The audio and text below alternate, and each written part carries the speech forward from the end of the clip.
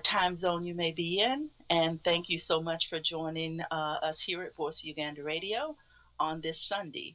I am Miss Brenda, your host for the next 2 hours of Freedom at Hand here on Voice Uganda Radio. As always, I thank you all for waking up or just being up and making us a part of your Sunday lineup. To my American audience, welcome aboard and thank you so much for all of your comments and all of your emails. As I have said on my other shows previous, that we are doing a lot of great things here at Voice Uganda Radio and at the Federal Alliance for Democracy and Development in Uganda on behalf of the Ugandan people.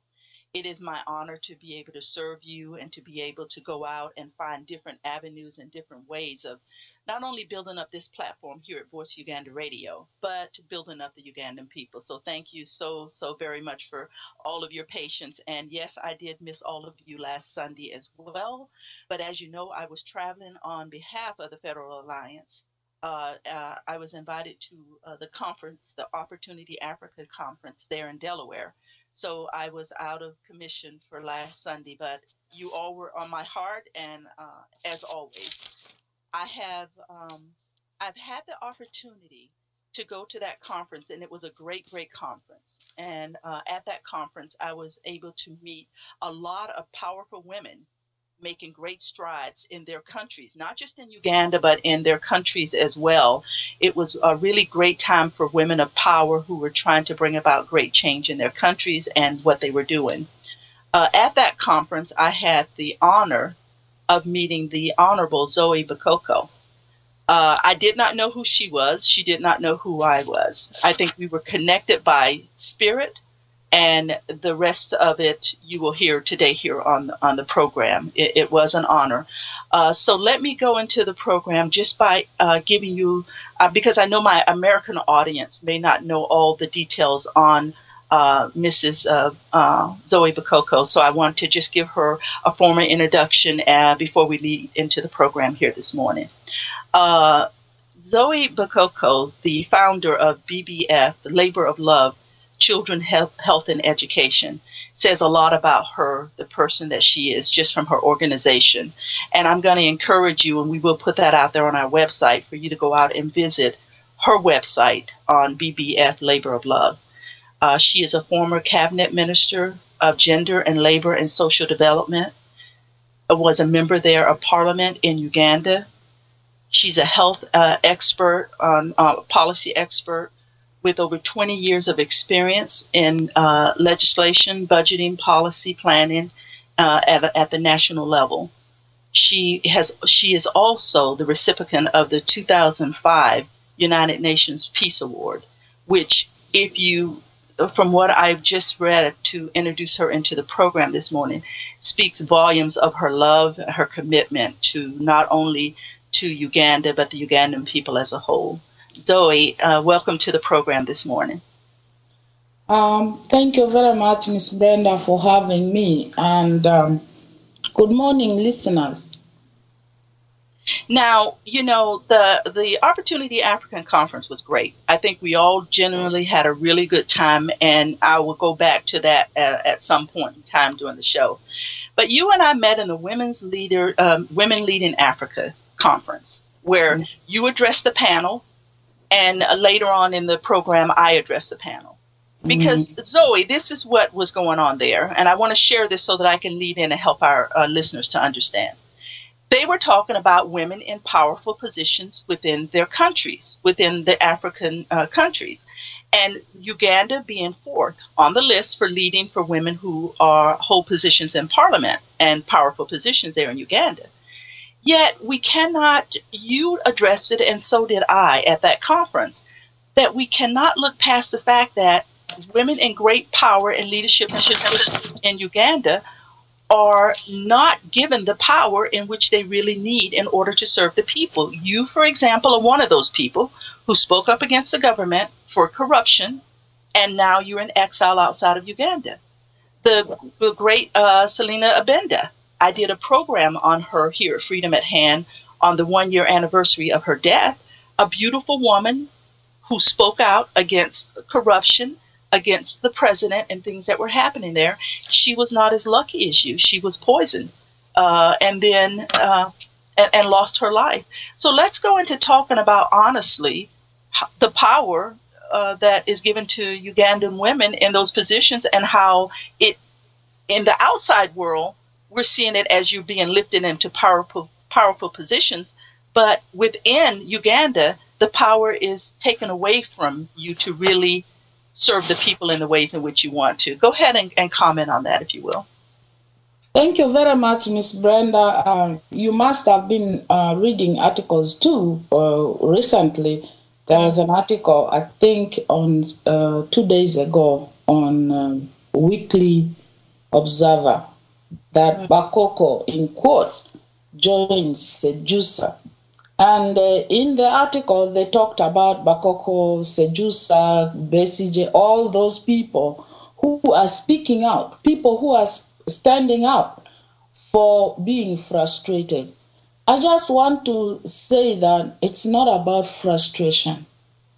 It's about talking and bringing out the issues that are happening in our country.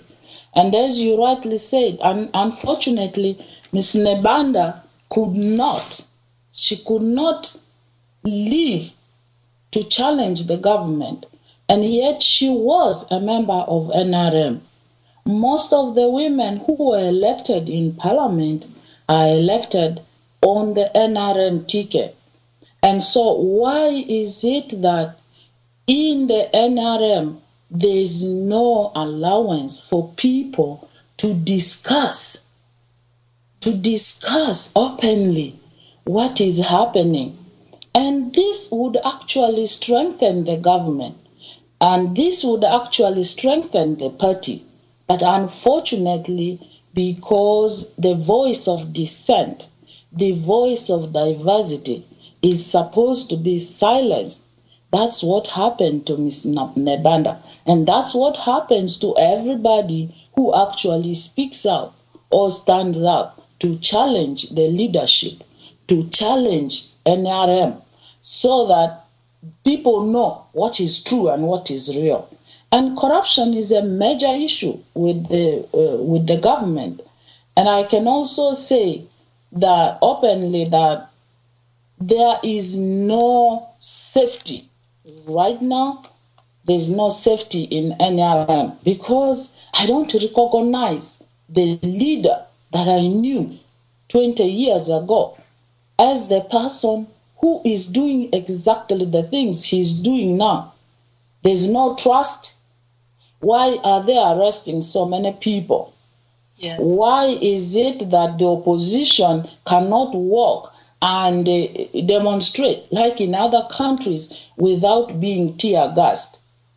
Why is it that it is seen as indiscipline if you raise your voice? Women on NRM ticket was the pride for Uganda. When the president first appointed Ms. Kaziwe as the first vice president on the continent of Africa, this excited the entire Ugandan community, particularly the women, to support NRM. It excited the entire continent. We, the women, walked with our heads up, saying that this was the right leadership because it recognized women. But that was not the intention. The intention of bringing women into politics around the table was not to hear their voice, but it was there just to see women as being inclusive when they really are not actively inclusive, where they are not allowed to talk and speak out, where they are not allowed to say the things that would improve the life of the women, that would make life decent for women. For example, availability of health care, which Nebanda was really screaming about in Parliament. It's public knowledge. Yes. She was talking about lack of health care for the ordinary woman. Let me tell you, Brenda, you go in every village in Uganda, you will find Coca-Cola, but you will not find safe water. People Wow. survive on clean water. And if only every village in Uganda had clean water, what would that mean? It would mean that diseases would be reduced by half, and that would increase productivity level for the families, because then they can concentrate on agriculture, on all the activities that can help promote the income of the family. You know what the governments like the one in Uganda do. Their defense budgets are going through the roof. Yes. One MiG jet fighter costs $2 million. Just imagine how many boreholes could be sunk with $2 million, and how many of those jet fighters and Surambayas, the helicopters, are actually purchased by this government, let alone the over almost $1 billion which was lost in purchasing junk helicopters. And these junk helicopters, because they were purchased by a family member, the president's brother, he is forgiven. Why is he forgiven? Because he's a family member. Wow. And so the corruption in Uganda circulates around the family. And so if it is done by the family, it is right. Even if it is not done by you and they accuse you, they will go to for your throat. Not because you are corrupt, but because you are raising your voice. And so, Miss Brenda, women leaders, yes, they are in numbers in Uganda and in all these countries. But their efficiency in terms of impacting on the lives of the women or the lives of the population or standing up for the people they represent is very, very minimal, because they either stay in that position and they're there as, I will bring this one later on. Yeah, because it's just a number to be counted so that the outside world thinks that they're doing what they should be doing.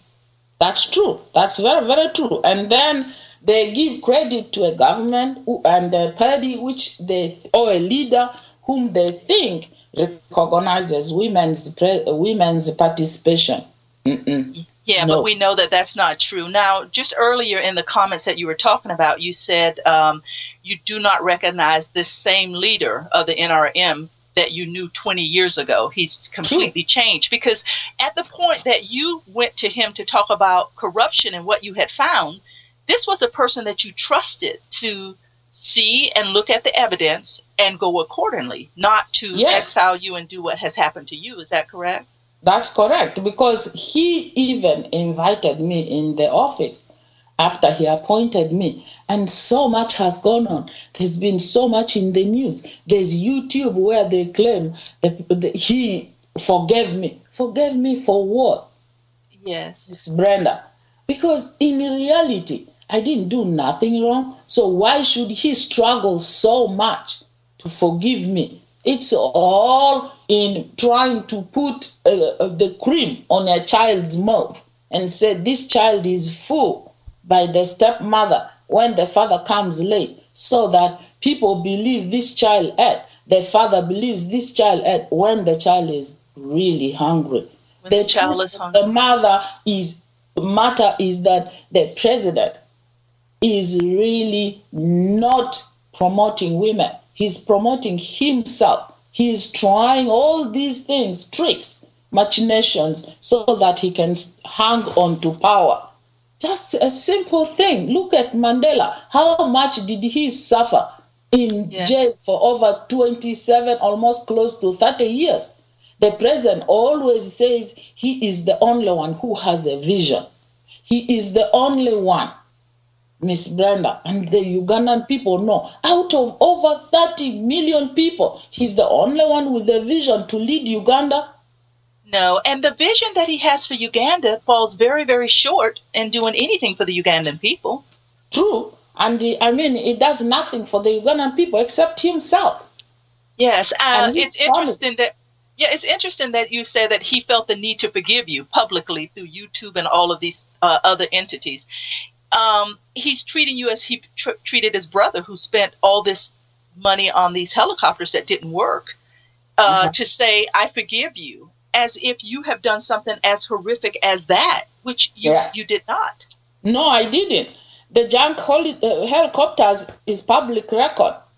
On top of that, Miss Brenda, you have heard about the sale of Uganda Commercial Bank. He was involved too, to a Malaysian businessman. It was air. And I remember being in Parliament at the time, and also, the minister then in charge of the state minister, Honorable Kokaire, was being forced out. And I think he eventually resigned. He was being forced out by Parliament.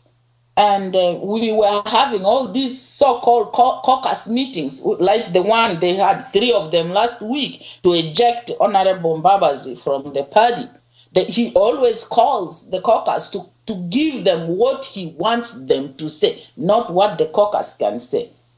And I remember we had just entered the Nile Hotel, and we sat down, and he came in to chair this meeting. He was very upset already that some members of the caucus were raising the issue of the corruption. This is 1996, 97.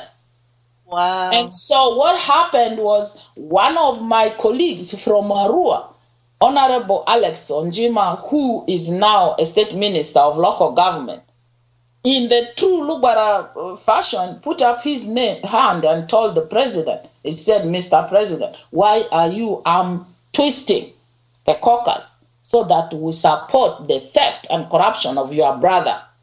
Oh my God. He banged the table as usual, and the guy turned his face and looked at Onjima and said, "Did you know that your occiput and your cheeks, which are all fattening and getting thick, is because my brother shed his blood in the bush for you to enjoy this? How dare you say that to me?" Everybody in the caucus was shocked. We were staring at this man. Within a few minutes of blubbering and thundering, he said, "We cannot. This is total." He calls it, the word he calls it is, "This is indiscipline."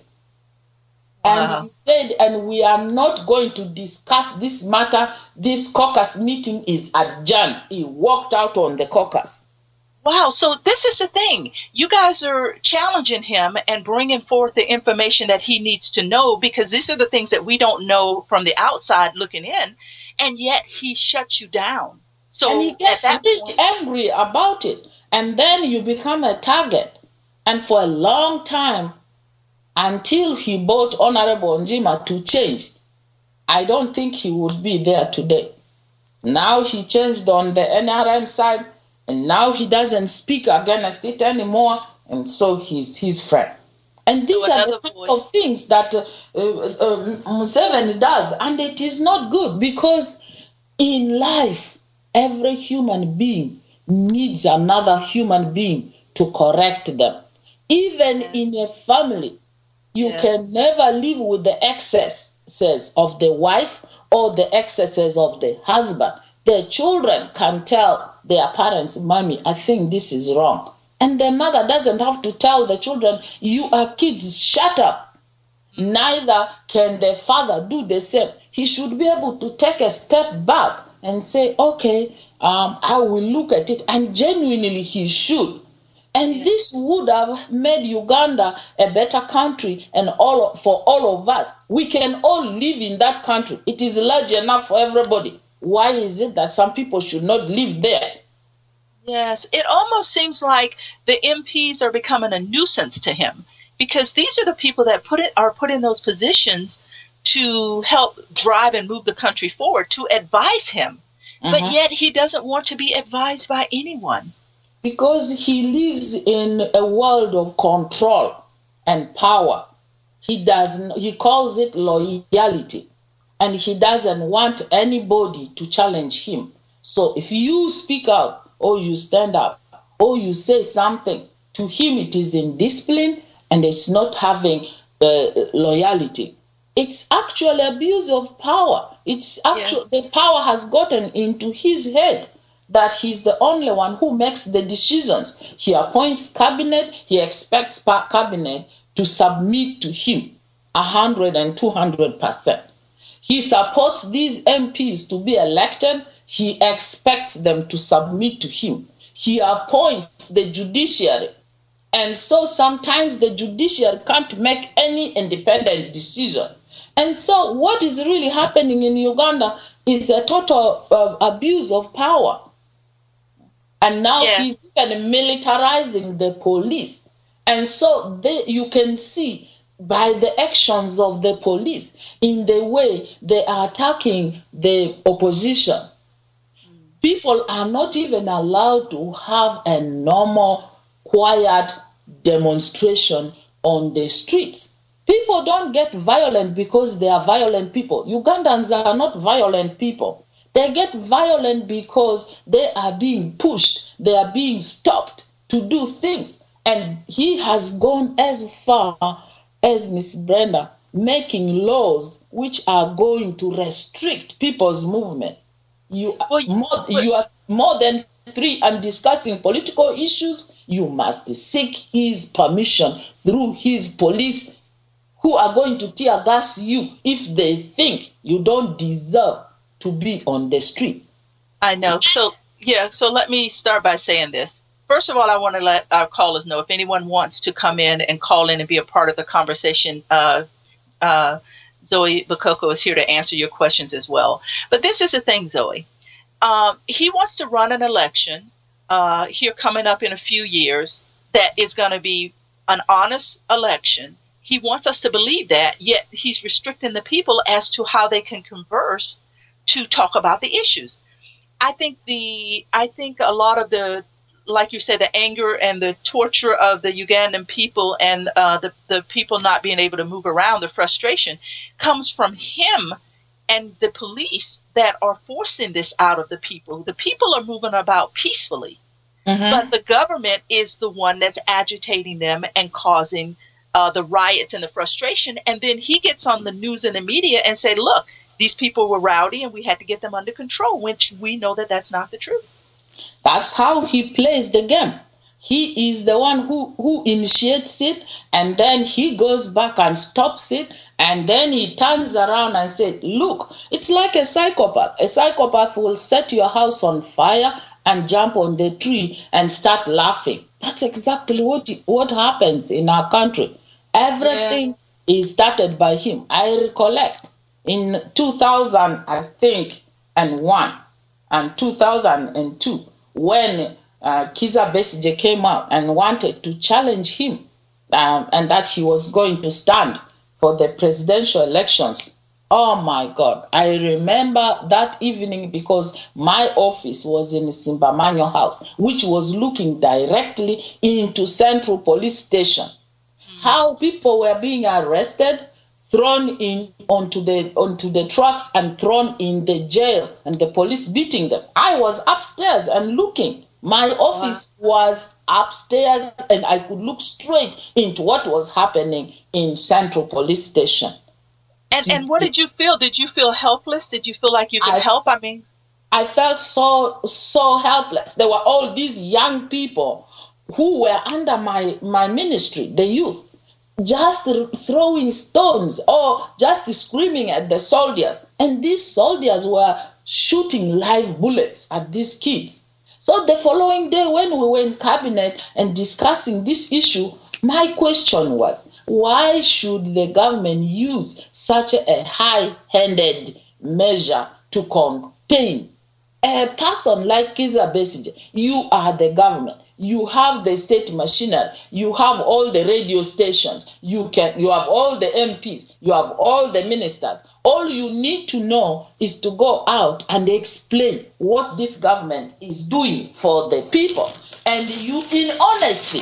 So I said, if you are actually using this high-handedness, the people are going to say, why are they stopping him? Why are they rounding the people up? Why is the government throwing him in jail? Why is he doing all these things? There must be some good in Kizza Besigye.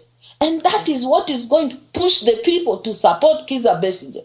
And yes. I was told, what side are you on? And they wanted to know which side you were standing on, whether you were for the Besigye or whether you were for the sitting president.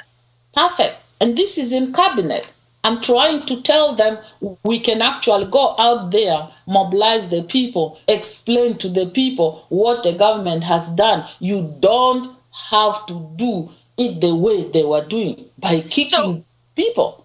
Yeah, so instead of solutions. I was really surprised, and I was silenced and told not to raise it again. It is like any reasonable voice of dissent you raise, you are indisciplined, you are not loyal, so you are joining the opposition. Wow, so you can even see recently with the 4 MPs who were actually raising the voices of the people and challenging him on this issue of the oil corruption. And he said this is not allowed. They also raised the issue about Nebanda. And now they have lost their seats. He made sure that they lost their seats, and now it is still in court. But if the final court says, no, you cannot sit in parliament, these people have to go and challenge. And trust me, Brenda, they are going to use the state machinery against these 4 so-called rebel MPs. And they will do their best to make them lose. So it's all about you get labeled. You get labels like those 4 MPs who were really trying to tell him, in the Lugbara language, we say the person who cuts your boil, the bugle, is actually the person who loves you. Those who are cheerleading him are not actually the people who love him. They are silent because they want to have their grocery and they don't want to talk. They want their livelihoods, because what you're saying too is you're trying to be a part of the solution. So are some of the other people. How can we handle this in a different way? Yet you are the ones that are considered to be the problems if you raise your voice in parliament. That's true. Wow, the evidence is there. I'm not concocting it. You can see with what has happened with these 4 MPs.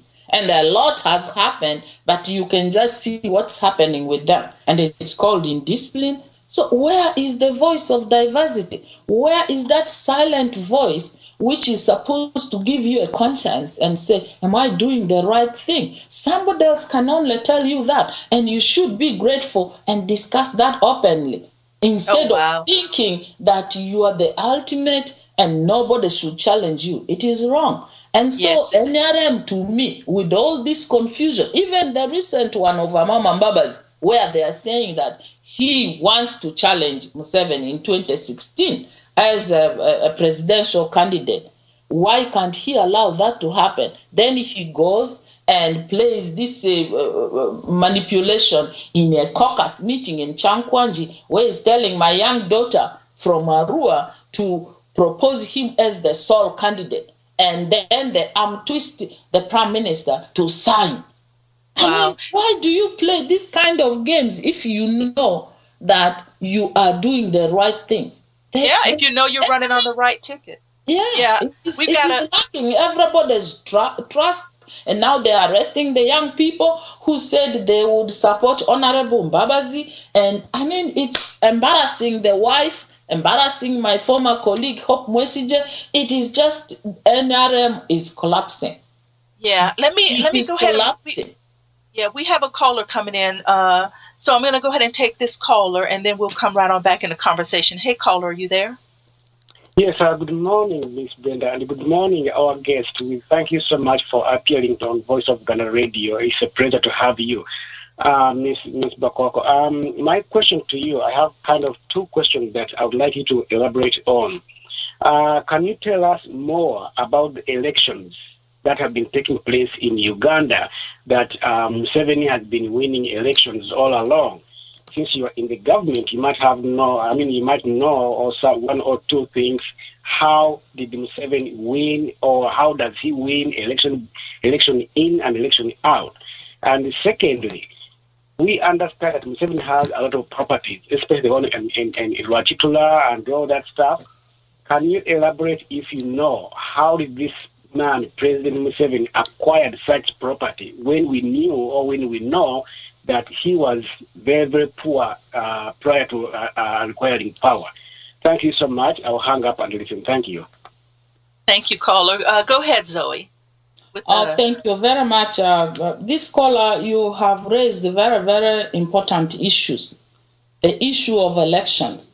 And I think you recently heard what Afande Sejusa, they call him David Sejusa, before he was called Tingefunja. What he said, it's all there in black and white. And he said that all the elections, particularly the latest one, where Kizza Besigye stood against Museveni, was rigged by them as the state machinery, the security. And so there is the actual results which the Electoral Commission is supposed to announce. And then there is this falsified results which the Electoral Commission announces. And so, therefore, the public knows what happens. We just also, Ms. Brenda, spoke about how the opposition does not have freedom to move around and endear themselves to the public. They are not allowed to go and speak to the population, to the voters. Right now, they should. There's already a law which restricts them. And this business of, for example, decentralization in Uganda. Decentralization in Uganda is not to take services closer to the people. It's for Museveni to put his military people in all those small villages turned into districts so that he can be able to spy on the public, on the population. So that they will report everything, activity that is happening in the villages. And so these are the people who orchestrate together with the Electoral Commission the kind of results that are announced where Museveni wins.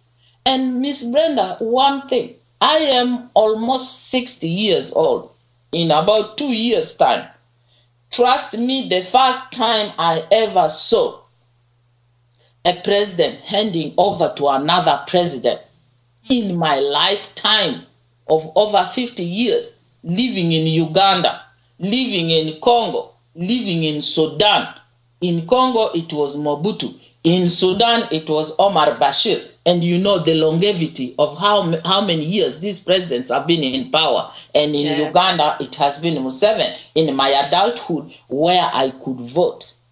Wow. Honestly, the first time I saw a president peacefully handing over to another president was in this country when President Bush handed over to President Obama. I cried because I had never seen it. In Uganda, the Chief Justice would come and swear in this new president.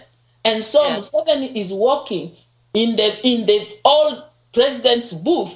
It is Museveni holding this huge key, which is now the sign of going to receive the new government. He moves on the other side, he's sworn in, and he's the one in the next booth who is receiving the key. Oh, wow. Year after every election. Aren't you ashamed? Yes, yes. And we go back to the apartheid. Mandela was in jail for 27 years. The guy came up. He could have died on that presidential seat. The man said, no, I'm going to step back and empower the party. And I'm going to give my baton to another person. And Honorable Mbeki, His Excellency, became the president. And now it is Zuma. Why can't we learn from these examples? Yes. Well, exactly. I understand exactly what you're saying, because you got a man who stands in the place of the honorable president of this country, yet there's no challenger to his right or to his left that he hands off to. We have another caller coming in, Zoe, so I'm going to go ahead. To answer the second question quickly. There was the property issue of Raitura. If you look at 1986, just go research, look at the photo of Mr. Museveni or President Museveni being sworn in, and look at him today. That will just speak volumes, let alone the mansions like the one in Raitura, which stands up to the tiny ramshackle buildings of the villagers. The people in Ankole are not all as rich as he is. Neither are all the people in Western Uganda. And nobody should blame them for one person's mistake. Not the way we were chased out because of Idi Amin. Nobody should do that. Uganda has suffered enough. Post Museveni, we are all equal. We should have a country where Ugandans live in harmony and they all have equal opportunity to live in that country and be developed. Wow, yes. Not one person amazing all the property and not one person being a first world and the other people around him in the villages are living in small huts. It is just despicable. Yes, it is. It's amazing the humble beginnings he started from, and now he wants us to think these things. I understand. If it's okay with you, we'll go ahead and take the next caller that's coming in. Yes, please. Go ahead, caller, with your comments. Greetings, Brenda and Zoe. My name is Sempala from here in London. Hi, welcome to the show. Yeah, thank you. I've got a couple of questions. Zoe said that Museveni was kind of rude, I would say, to them in 1996 when he was asked to do an investigation into his brother's dealings with the junk aircrafts. Now, and there has been so many other incidents after that. As far as I know, no one has ever resigned. You know, all these MPs and ministers, they get abused by this man, but they never resign. And they keep on towing the line of the NRM. Because we could see Zoe being anti-federal, speaking for the regime. I know they have collective responsibility, but if you think you are nurturing a monster, what are you serving? Whose interest are you serving? You know, and some of us, we think people like Zoe, like Sejusa, you're falling out with this guy, and you're trying to reinvent yourselves. This is how we feel. Because you should have stood up to this man 10 years ago, 15 years ago. Now he's grown into this huge monster that we could barely tackle. My second question was, probably my first question was part of the second question. I understand you against federalism when you were in the government. What's your view now on that one, please? Thank you very much for listening. All right. Thank you, caller. Zoe, go ahead with the comments on those. Thank you, Mr. Sempala. These are very useful questions. And I think you have said that me, Sejusa, we nurtured this monster with many other people and we never spoke out. I just gave you examples of how we spoke out, thinking that we could change this monster within the system, because that's how I was brought up as a health expert. You look at the situation, you try and you change it, and you make the environment better for the people. If there's an outbreak, you look for the root cause and you try to clean that water, or you teach the people to boil the water and drink clean water. Or you tell them to sink pit holes so that they can be able to use the pit latrines and they don't poop outside. And so to me, I was brought along that line. And I thought that by letting him know within the system, he wasn't taking it as indiscipline. He wasn't going to toe that line. And he has indeed fooled very many people, not me alone. And so My brother, we are in this struggle together with you. There is always a limit to everybody doing something. There is the humility of stepping back and asking, how could I have nurtured this as well? And so keeping quiet up to the end would not be the option. And so if we join you and say, today, this monster is not worth what the Ugandan people deserve, welcome our voices, and we work as a team. Yeah. In fear of federal, no. When I was a district health visitor, we started what they call the real decentralization. There was only 33 districts then. And we developed the first health policy and the first district plans. I participated in that. And that was late 80s and early 90s. My brother, it was not about, the problem in Uganda has been the federal has been packaged as a Muganda issue. It is not. That's why I said the 4 original regions, which you could call federal states or governments, are critical for equal opportunity for development. And so if we sell this idea as being a national idea, it is very easy for people to understand. And so I won't take it as a blame. I'll just say that if I fell short in your sight, for me, the importance was, how can we use this tool to develop our country, the traditional 4 regions of Uganda? Yes, because even what I understand you from saying earlier, that will go back to a little bit of what Sampala had to say. Mm-hmm. You were standing up against this government in 1996. You have not been a silenced partner in giving this man power. You have really tried to come out, speak the truth, ask the questions, and in each and every turn, he continues to silence the voice of the people. But let's answer this one thing. Why do you think it is that no one resigns or just steps down away from him? Because all he's going to do is fill that seat with another person that will continue to empower him.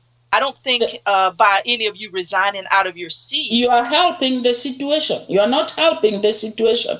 It's better to have that voice constantly, like he's doing now. You can see how it can end. One way it can end the Nebanda way, the other way it can end like the 4 rebel MPs and many other people who have had to lose their seats and then be silenced. Yeah. So one way or the other, it will end. It can end peacefully, or it can end, like you're saying, in a violent way. It's never peaceful, because even for the 4 rebel MPs, it's not peaceful. They are throwing them out just because he believes they are a voice which is standing up to him and challenging him. Yes. And the good thing about you and speaking out on what's happening is a lot of us don't realize what happens behind closed doors with those that are in Parliament.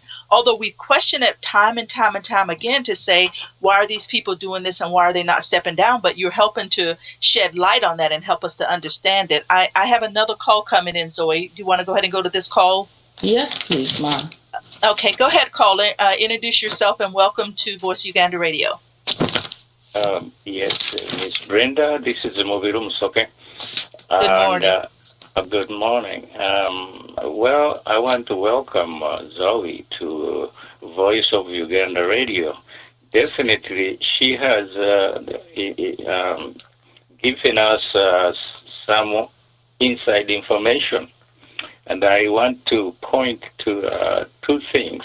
The character and the personality of MUSEVEN she has painted is very accurate. The man who always doesn't want any opposition, and anything somebody says is indiscipline. If you criticize him, that's indiscipline. That's in military language.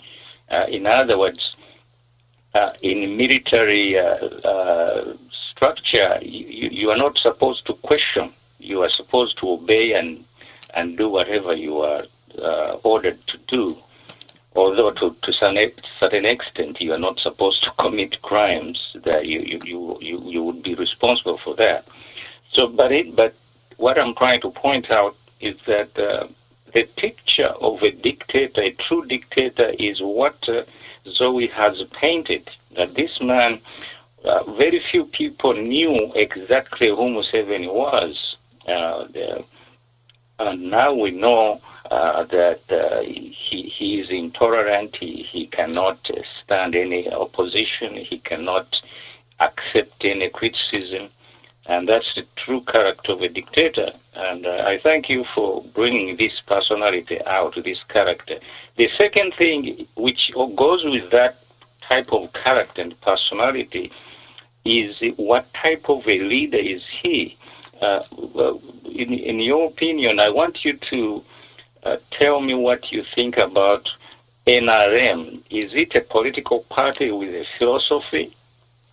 And if it has a philosophy, what kind of philosophy is it? Because originally when they came from the bush, we thought that they were, one, fighting for democracy, and two, they were going to root out corruption. And from what you've said, Museveni is the most corrupt leader Uganda has ever seen. And as far as philosophy is concerned, the NRM constitution, I don't know whether you've read it, Article 6 of that constitution says that NRM is a multi-ideological political organization. I don't know what exactly that means. I want you to shed some light on that, if you understand what exactly it means for a political party to be multi-ideological, in this particular case, NRM.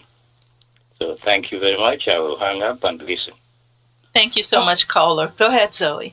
Thank you very much, Mr. Mobiru Musoke. You have actually summarized and articulated the discussion we have had so far very well. And you have also done your research. You have watched this guy from the time he came in, 1986. You know, they say you will never know a black snake in green grass, beautiful green grass, and you step in and you think it is just as beautiful as it is when there's a deadly poisonous snake which you could step on and it would kill you. Or they say the other one, the way they say someone wearing a wolf wearing a sheepskin. Indeed, when Museveni came in 1986, Ugandans had it up to their throat with a lot of the problems that happened before, because there had been, as Mubiru has said, a lot of lack of democracy, and there was a lot of corruption. And he spoke out and said he was coming to govern because of people who overstay, leaders who overstay in power. And he was particularly referring to Obote and Idi Amin, who had overstayed in Uganda. Both men. Idi Amin was in power for 8 years, and so was Obote in his first, and then the second was barely 3 or 4 or 5 years. So, even if you add all the years both leaders were in power, Museveni has overstayed more than both of them. And so, when he stood there and said he was actually coming in to lead Uganda because he did not want people to have leaders who overstay in power, did he flip-flop on his own statement, which he spoke about?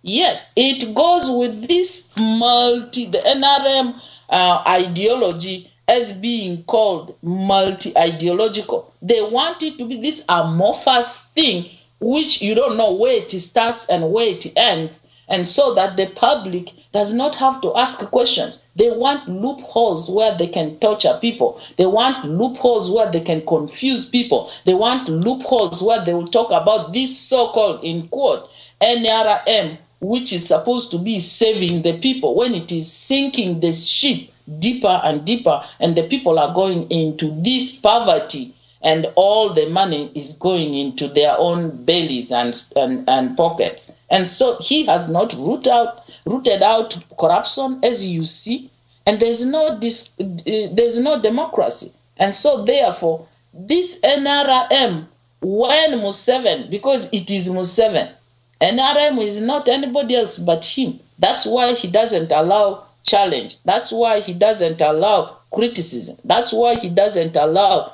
opposition. And so when he goes, NRM crumbles because there's no ideology there.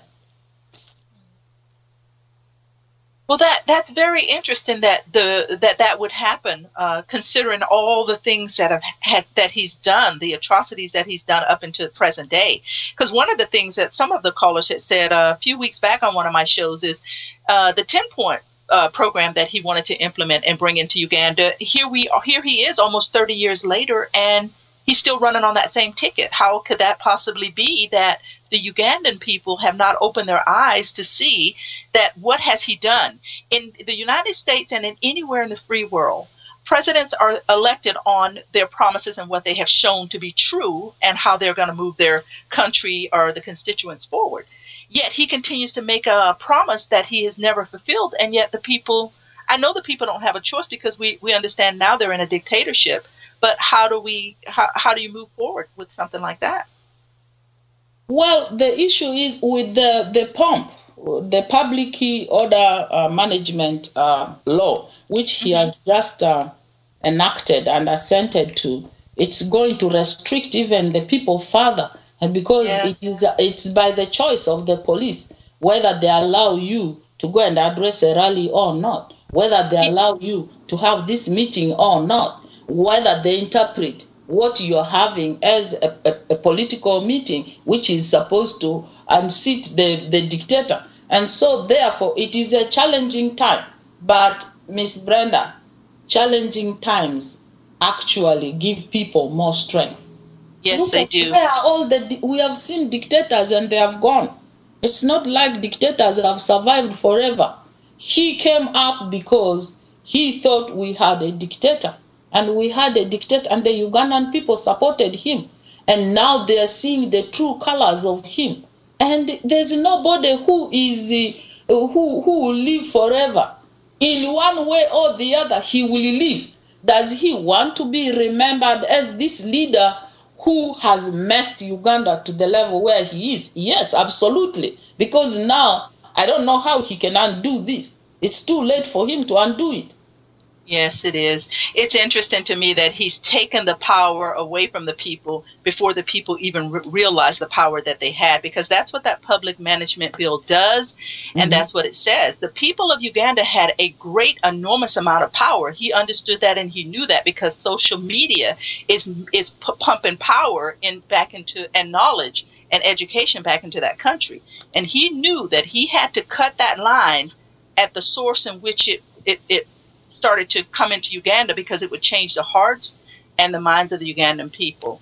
Especially the young people who use the social media so much. He became scared when he saw what was happening, the Arab Spring. He was threatened, and so he had to put these laws in place so that he can stop people. And they censor, they listen to all the telephone calls, they censor, not for good reasons, but to find out who is talking about, the bad things he's doing. And and so it's just the amorphous thing Mubiru Musoke was talking about, the multi-ideological.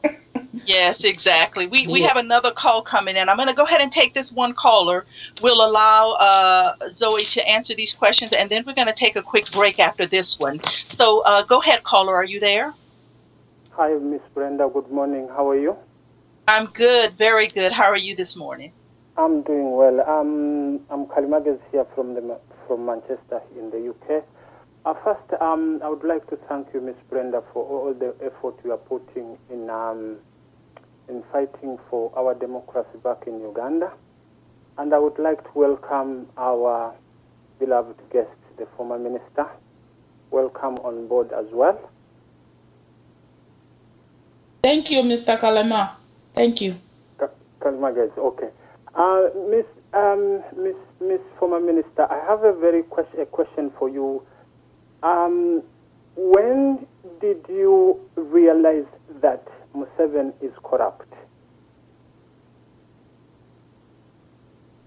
Thank you very much, Joseph. I just want you to answer me. Give me just a time frame, and then I proceed with another question, because I've got two questions for you. When did you find out that Mr. Museveni is corrupt? Did you find out after you have entered the cabinet, or did you find out before you entered the cabinet?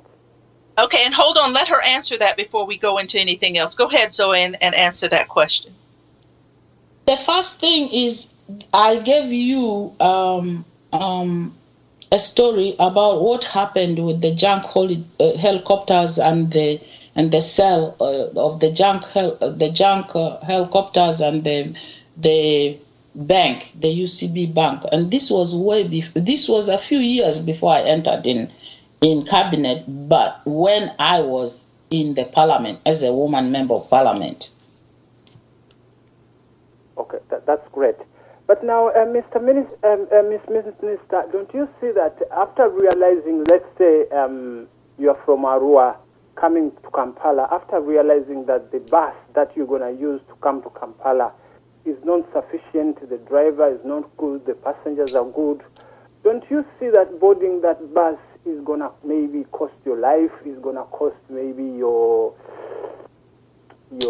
time and everything? Because I listened to you in the clip that was on YouTube when you found out one of the biggest corruption in the National Social Security Fund. So don't you see that it was just like wasting your time after realizing that the person is corrupt? I've given you the example of the bus.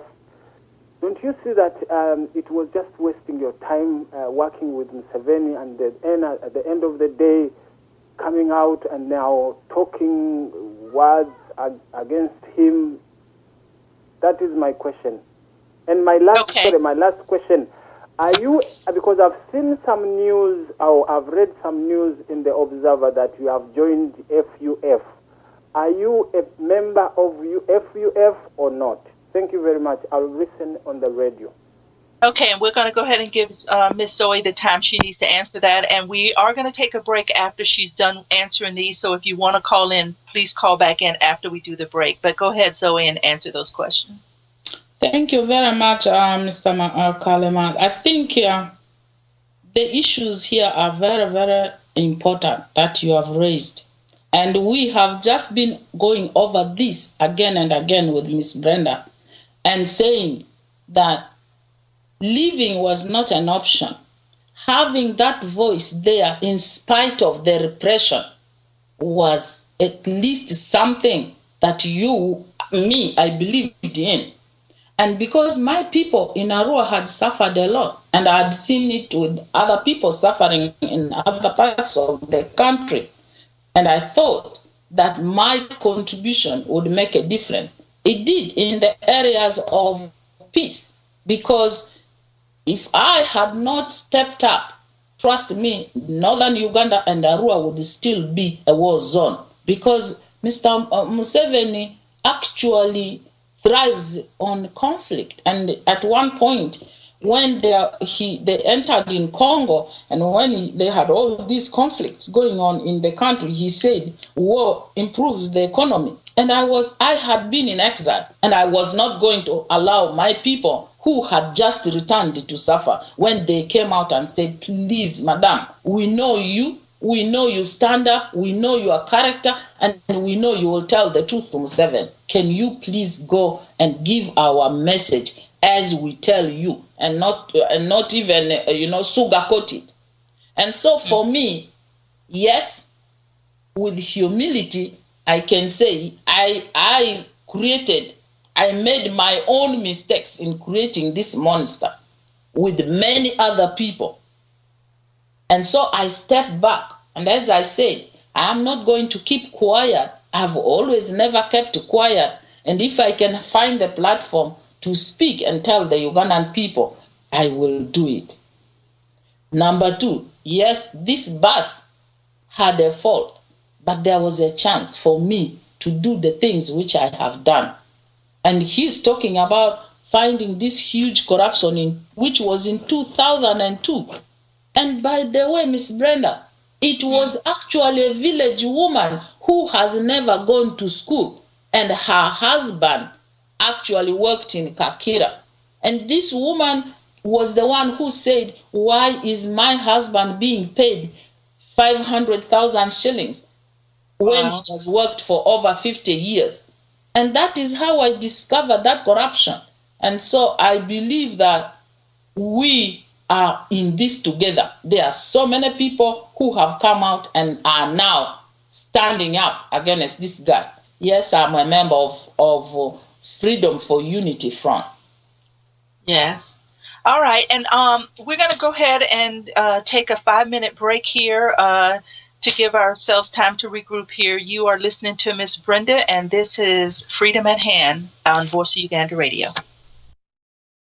You are listening to Voice of Uganda Radio, the mouthpiece of all Ugandans, wherever they may be, to voice their problems without fear of any retribution.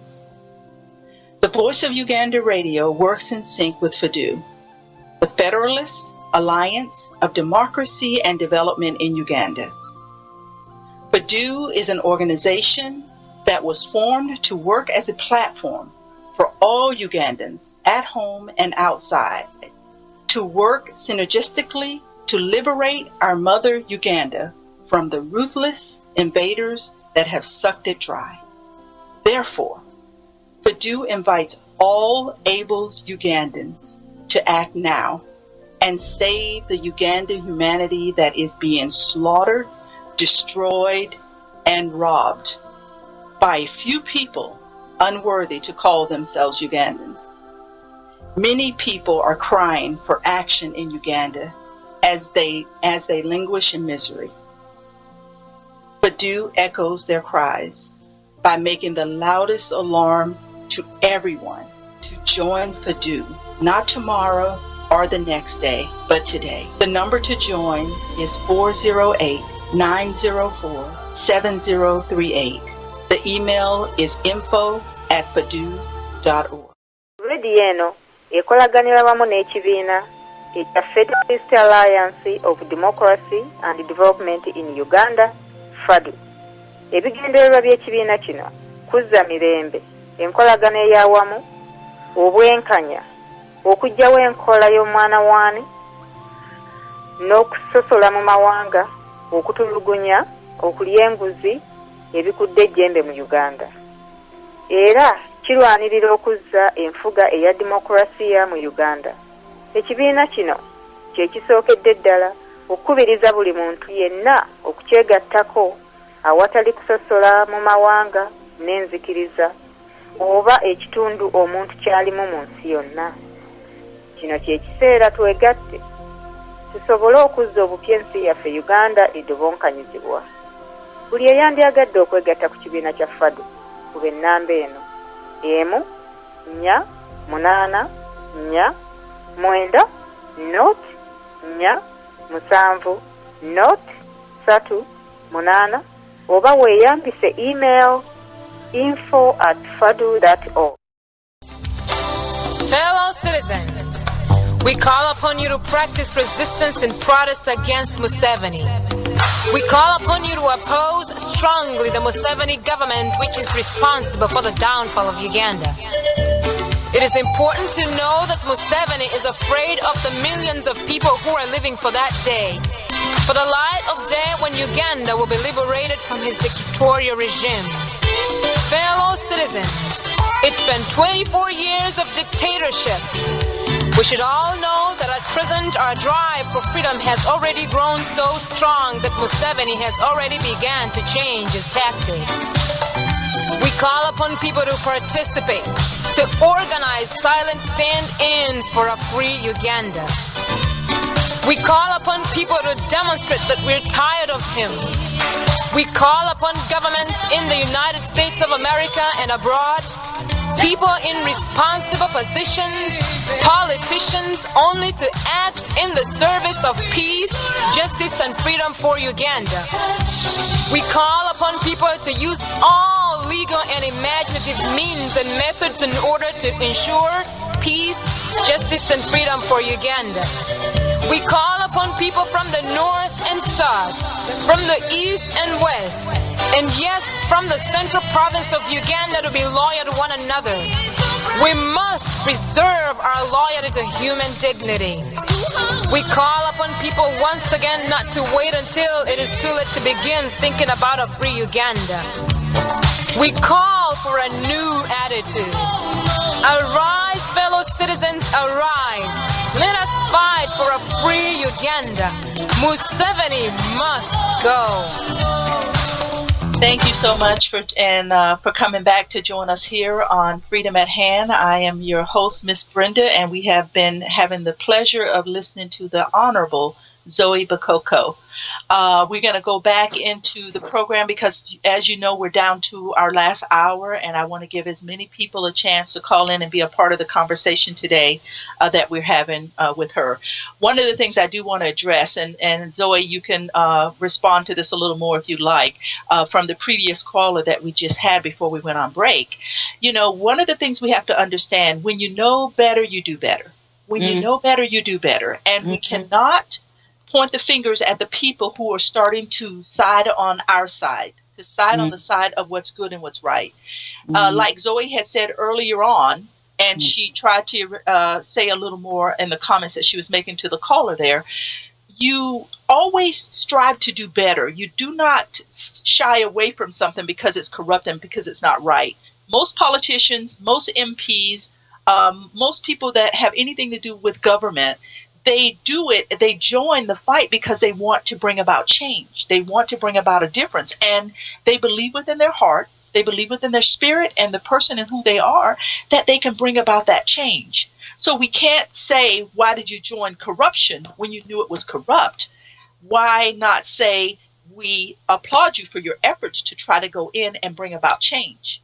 Her lifestyle tells us that as she moved through Parliament and the government once she was elected, and now she too is a Ugandan in the diaspora. She is a refugee who had to flee the country for her life.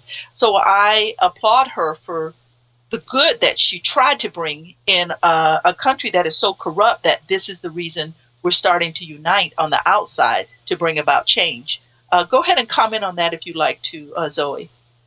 Yeah, Miss Brenda, you're absolutely right that, when you know better, you do better. And I believe that many of those people who join politics in Uganda, they come in with belief that they can honestly bring some change. And of course, you can't say that 200 people, MPs, they come and that they are all just corrupt or they just listen to this guy, and people try to speak, even in the caucus. I gave you the example of when Honorable Njima made that statement and he banged the table. And there's been so many of those which has happened. And of recent, we have seen what happened to Nebanda. We have seen what's happening with the rebel MPs. We have seen what's happening with Honorable Amama Mbabazi. We have seen what has happened with the Sejusa. So all these things, we saw what happened with the Kiza Besigye. It's not that he didn't like the dictator. He was trying to say, look here, we can make a difference. We want this country to be peaceful. We don't want another trend of violence, and because we believed that, this was a moment where this country could actually improve the lives of people. But unfortunately, like the other caller said, that this is about somebody's personality and character. That's the kind of person who actually deceived very many people. And Miss Brenda, as you said, he came in with 10-point program. Then the 10-point increased to 15-point, and now it is amorphous. And so he's just finding ways to stay. Yes, I understand. We have Musana on the line who's calling back in again. Hey, are you there? Yes, ma'am. I'm here. Yes, our guest. I have another question to ask you, 1 or 3 questions. The first question is... your name? My name is Musana, and I'm a co-host of Gwanga Mije. My first question, my question is, what do you think is the best way that Ugandans can get rid of this government? Do you believe in military, or do you believe otherwise? Second, Janet MUSEVEN is a wife of MUSEVEN and a minister and a prime minister. How do you think that came about? Do you think nepotism and the sectarianism is entrenched in the government of Uganda? And the last one, can you tell us about safe houses? Because we've been hearing about safe houses and the government of Uganda has been denying it. Do you know any circumstances where Ugandans were killed in safe houses? And how can we get rid of such injustices and the outlaw that has taken over our country? Thank you very much. Thank you so much, caller. Wow, that's a lot, Zoe, but I'll give you the time to go ahead and answer. No, I think Ugandans are really thirsting. They're thirsting for information. And, there's been so much going on. I can understand how, the questions they are asking. And thank you very much, Mr. Msana, for all these wonderful questions. And I think I will answer your first question last. You spoke about nepotism. Is it nepotism to have the First Lady as a minister in government? The First Lady had a right to go and join politics and stand, if in spite of the fact that she is a First Lady, but the choice of making her a cabinet minister, when actually Museveni can still talk about the issues if she was only a member of parliament and even a First Lady, that opportunity was there. I think that was wrong, because he could not bring issues of his bedroom into cabinet. That was totally wrong. I think she had a right to go and stand as a member of parliament, but the appointing authority made a mistake to put her in cabinet, because she is his wife. And how did he expect other people to perceive that? He even appointed at one point his brother, Salim Saleh, as a cabinet minister in charge of finance, a state minister. That was wrong. His son is the commander in charge of the presidential brigade. That is wrong. That is actually centering the power within his family. And that is where people are beginning to ask the questions. What's going on? Why should he be putting his own people around him? Is he scared of something? Is he doing things which are wrong, that he cannot trust his life with now other people whom he could appoint besides these people? And so to me, I think that is nepotism, and it is wrong. Number 2, about safe houses. I did go and remove some people from West Nile and other places from these safe houses. Wow. And my drivers could actually testify, my bodyguards. They would be able to testify. And the soldiers know it. What were some of the things they were doing to the people in these safe houses? Unbelievable. There was one guy from Arua who just had a fight in a nightclub, and for no reason he was arrested, and then he was brought to a safe house in Nakasero. And the story he gave us was awful. Awful. One of the things he told me was that, they put you in this one room. It's a torture. You are alone. They bring you food, and you are aware that there are people who have been in some of these safe houses, they are removed at night, you hear the noises, and you know you could be the next one. It is a horrible thing. People have died in those safe houses, and some people have survived it because the families were able to come to me, and I went into those safe houses and grabbed those people and brought them out. Now, were you were putting yourself in danger and in jeopardy to do that? Of course. These are the kind of things I said. That's why it is very important, in spite of being nurturing this dictator, there were other things you could do to help people. And that's why you continued to serve.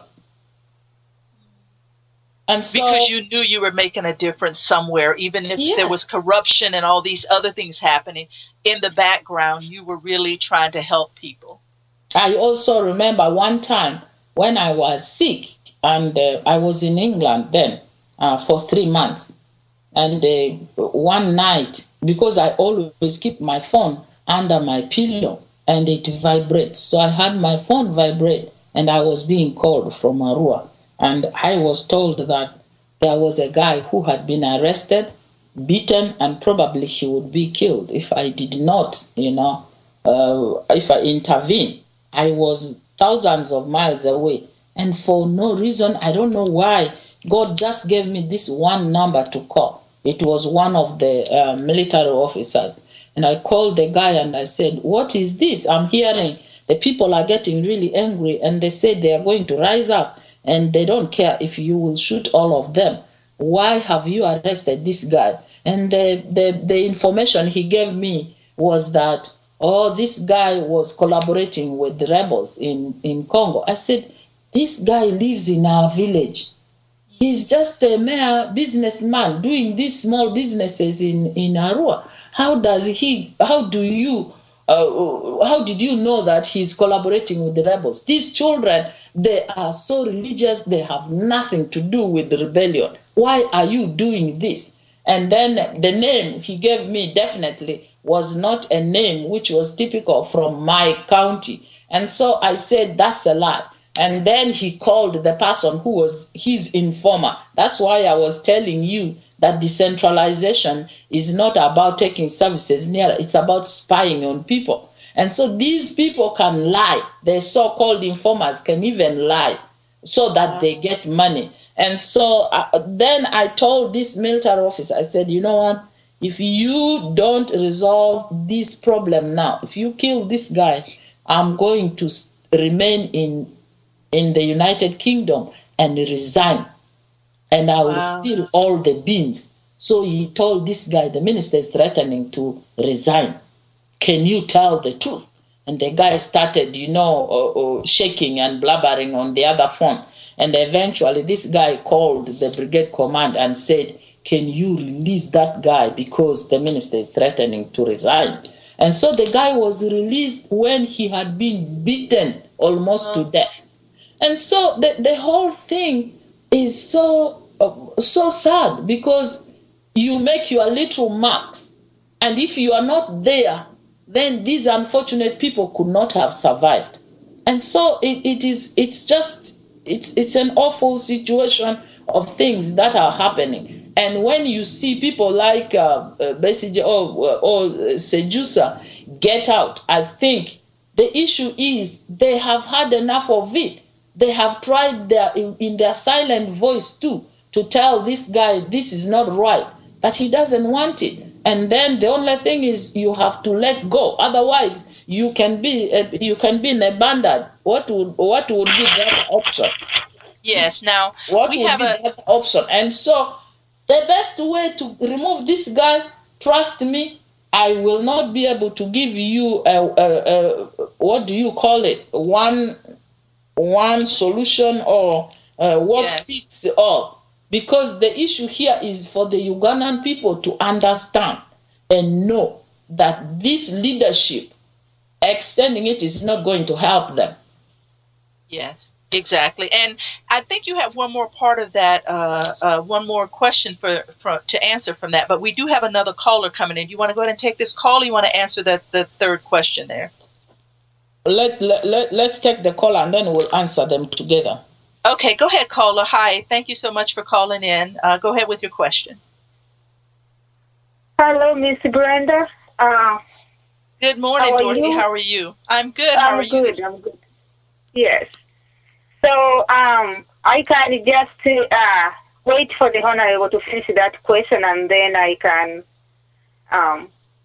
follow also as you guys go along. Okay, that'll be great. Zoe, that is Dorothy. She also calls with me sometimes on Freedom at Hand on Sunday. She's just calling in. So we'll go ahead and let you answer that, and then she'll come in with a comment. Which question was that, Brenda? Can you remind me? I think it was the first one he asked on how do we overtake this government? Is it through violence or is it through other means? I think that was the question he asked. Well, I honestly, Brenda, you and me, our strategy really is educating the Ugandans. Yes. And making people know that they are feeling the pinch, they are feeling the heat. Yes. And so it's I don't have military equipment. I don't have military people. I don't condone violence, Brenda. Yes. And for me, actually, if the MUSEVEN government falls, whether you vote him out, he is not going to accept it. Yes. As soon as you vote him out, that election is going to turn out to be something else, and there will be violence. But me, I don't support violence. Because the Ugandan people, how many lives have we lost through violence? Yes, and I think you're right. Yeah. Yeah, I think you're right in educating the people. We have a lot of political solutions. Yes. To safeguard our people. People have suffered enough, let alone even with poverty and everything. People are just surviving. And so I don't support violence. Yes, because even with those of us who are in the diaspora, we understand and we know because we have lived in true democracy. We understand the way it works and we understand the way it governs. And because of that, it puts us in a position to go back into Uganda to restructure in a way that will work for all. We have a call coming in, so let me go ahead and take this call and we will come back to Dorothy. I know she will wait patiently as she always does. Go ahead, caller. Are you there? Oh, yes. Good morning. This is Kula from Fresno, California. Good morning. Welcome. What is his name? Kula. The name is very, I don't. You won't be able to pronounce it. It's Kula, but Kula is good enough for me. Okay, sir. Yeah. First of all, I would like to thank Brenda for all the effort that you have put in this organization to see that there is a change that will benefit Ugandans. But more so, I thank the former honorable minister for having been courageous enough to come and speak her mind on this radio and perhaps on other radio stations. Thank you very much. Thank you, Mr. Kula. Thank you. Being quiet is not going to help us solve any problems. Mm-hmm. Yes. Now, I would also go ahead and thank you very much for having served your people. That is if your people have benefited from your service, because if I heard you well, you said that looks like your people sent you to talk to MUSEVEN. They thought you had the best tool, the best microphone that MUSEVEN would hear from. Now, whether that has improved their well-being, I don't know. That's up to them to decide. But at least you took the initiative of doing what they told you to do. And just like I said, I thank you very much for being courageous. When MUSEVEN turned a deaf ear to what people told you to go and tell him, I think you quit, if that was the reason why you did. And I would encourage all other representatives who represent people from their respective areas. I think they should emulate your action. You would become a model, so that if MUSEVEN becomes deaf, what Ugandanese people want, they should stop what they are doing with him. They should cut the dealings away from him. Thank you very much. Now, thank you. I've got a few issues here. You have faced corruption when you remember, and even when you're a member of parliament and when you're a minister, and perhaps some of it you got involved in it. You have witnessed, I believe, they haven't said it openly. I believe you have witnessed vote rigging. Votes have been rigged. Seducer witnessed it, and he said he saw how people were stealing, as we call it in my language, were stealing votes or rigging votes. He has witnessed it and has assented to it. Perhaps he also took part. And the good thing, perhaps, which I had forgotten to thank you, is to accept your mistakes, because you said it perhaps must have been a mistake that we served this monster for so long. We helped to create him, we strengthened him, so to speak. And perhaps he is standing on your strength right now. Not you as Mrs. Bakoko, but so many others who served with MUSEVEN like you. But at the same time, we're on that very point. I would like to discourage people who question, why did you serve MUSEVEN for so long? Why did you quit at the first time? For everything there is a time. Maybe at that time it wasn't for your time to quit, now it's your time to quit. And we are very happy that you served with MUSEVEN, because you are the only person who can expose his dirty linen. Most of us who have never served with him, we don't know him. Just like you didn't know him when you first started, you thought he was a wonderful man, you thought he was a man with integrity. But after serving him for quite some time, you find MUSEVEN was the opposite man of what you thought he was. But anyways, you witnessed all of these bad things going in the government. I'm glad that now you're putting it right and every Ugandan is able to see. Now, you have said that you don't believe in violence. I don't think whether there is anybody who believes in, or everybody would believe in peace. Just like you said you work in the medical field, if I had you were some time back, some medication or some drugs are very painful to take. I don't want to inject myself if I have got diabetes. But if that's the way that is going to cure me, I'd rather take that bitter pill. We don't believe in violence. But you said you have never seen a change, I think, in your lifetime in Uganda, but you have read about it. You have seen it here in America. You have heard about it in South Africa. Not even very far. You have heard about it in Tanzania, but you yourself you have never taken part in your own country, which you should have liked to do. Now, people have tried. The very peaceful means of changing government, like it is done here, is through votes. And from the 4 times or 5 times MUSEVEN has arranged all the NRM, you being involved in it, all those times that elections have been arranged, they have been marred, they have been rigged, they haven't yielded the results that people were expecting. Not that MUSEVEN is a good campaigner, not that NRM is a very good party, but there has been rigging. In other words, we have been, MUSEVEN's philosophy or NRM's philosophy has been imposed on the Ugandan people, even when they want to change it. We are like in chains, we can't do much. So, in a nutshell, elections are not going to yield any results you want. MUSEVEN will keep on going and going and going and going. As long as NRM is in power, as long as MUSEVEN is in power, elections are meaningless. They are not good, even if he steps down, but as long as he's in power. Because next time he's going to tell Kaihura to stand. Just like in the international community, MUSEVEN does not look a dictator because he puts elections, he arranges elections. He makes people speak for him.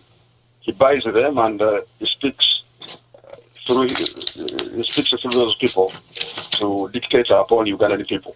So okay, and we're going to have to go ahead and get to the question you want to ask her, because we're running low on time. We do have another caller on hold, so if you could go ahead and just.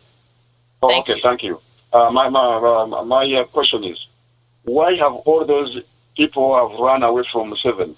Why, when they come out, they form other political parties rather than joining other political organizations or other organizations that are trying to make a change? Why don't they just join, just like I've done? Why do they just join those other organizations that have already existed? Do they want to impose the NRM government on us again, but in a different shape? Or they have got a different ideology? Why don't they join other people and work within those people to change things? Thank you very much. Thank you so much, caller. Zoe, that is actually a good question there at the end. Yes, thank you, Miss Brenda, and thank you, Mr. Kula. I think just see the example between me and Brenda. And I think many voices coming together, whether in different forms, and then unifying themselves and having the same target is what is going to make us succeed. We shouldn't doubt each other. We should not be suspicious of each other. We should know that our efforts are all focused on the same target and objective. Yes. Yeah. Yes, and that's so very, very true. It's one of the things that we discussed when we were there at the conference is the simple fact of unity. We have to see ourselves as one, as a whole, with the same target that we're all fighting towards. Because the most important thing here is that MUSEVEN thrives on divide and rule. And so even out here, if we are going to look at each other with suspicion, then we are playing right into his hands. Because he likes that game of head banging and, fighting and say, you see, the Bakoko, and you look at Sejusa, all these people are MUSEVEN's allies and cohorts. No, let's come together and, join hands. And educating the people is the ultimate. Trust me, the Arab Springs didn't come with violence. They started with a lot of good education. And as we said earlier, even if he tries to censor the internet, even if he makes it very expensive, even if the young people now, whom he thinks he can confuse, they have a very high rate of unemployment, Miss Brenda. Yes. Every government which succeeds is the one which tries to reduce its unemployment rate. All these young people are going to university. They never saw the suffering which were imparted on people by the Obote or the Idi Amin government. They were not there. They didn't see nothing like the Abasaja Baze or we want Otulo. They don't understand that concept. They have been with the MUSEVEN. Some of them are 30, others are in their 20s, and they have not seen any change. No Those change at all. Are the ones who will create the change, Miss Brenda. Exactly, because the young people are the ones that created the change here in the United States of America. That's why we have Barack Obama. But let me go ahead and go to Dorothy and let her come in on the conversation. Because when you say divide and rule, Dorothy and I have had these conversations too many times on where he's got the people fighting each other instead of fighting what the real cause is here. Would you agree with that, Dorothy? And come on in on the conversation. Oh, thank you very much, Miss Brenda. I would also want to thank Honorable Zoe Bakoko so very much for standing up as a true lady on her two legs, and she said what she's been saying. First of all, I would like to apologize. I didn't join the conversation right away, and I really regret I've missed a lot. But I'll be able to pick on as we go. So I would like to thank you so very much for that, because we are here. We are many. Our lives are protected here. People back home, they are in danger. They face it. They die. You talked about Navenda. Every single day, a strong woman who cared for everybody. So young, but she saw the right.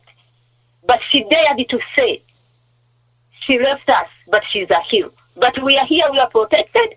People have decided to keep quiet and do not talk, but you have come out to talk. So I thank you so very much. Now, regarding the topic of divide and rule, you are so very much true that I'll tell you, Honorable Zoe, that divide and rule, it works. MUSEVEN has spent so much money back home to make sure that somebody in Kampala doesn't know what happens in Jinja. That's why you see the media houses, people are arrested to take an interview from the opposition. Okay? Here, for people who are outside, that's why you have formed over 100 organizations, Mrs. Zoe.